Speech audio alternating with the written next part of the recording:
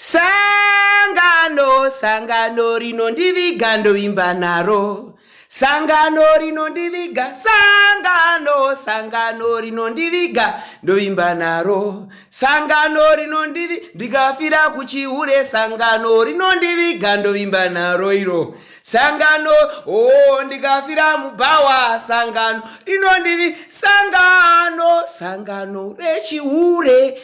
Ndo zvinoita kunonzi kushanda zvakanaka nevamweko. Anduri kwaona mahure aungana. Ayo. Ndana pokika. Ndana Tanya nevamwe vaokeri varimo mahure amwe andisingaziya ndatangokuona nhasi. Asi vakaungana semahure.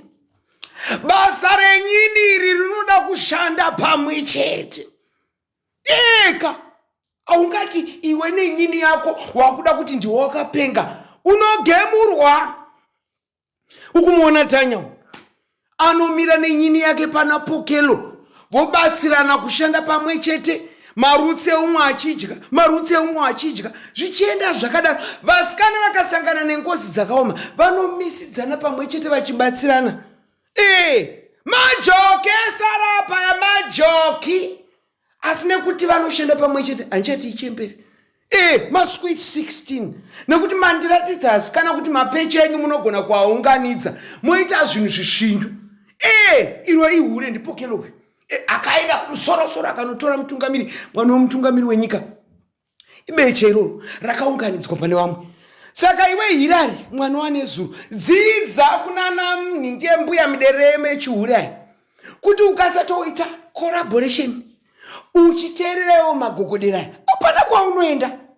Ona vanoungana pamwe chete vachipanana maadvice. Mumwe achato ukutora murume wanhinge ndogoenda kuna nhingi uyu mangwana ko uyu ari kupinda munyika chino vachipanana maadvice. Zvinewe nebeche reko wakangomira uri wega unozochemedzwa nani konayo pazvinenge zvaoma. Unoda munhu anokuburitsira musodzi. Well done ana Pokky. Well done wepokero unondipasa manyemwe na Tanya the therapist ane zita remwana wangu. Asikana mahure akazvarwawo kudzimba dzawo akati azvechikora hatina kugona brain mudeni hamuna zvirimo takungonopinyoresa ana vamwanhu yo hamuri kona.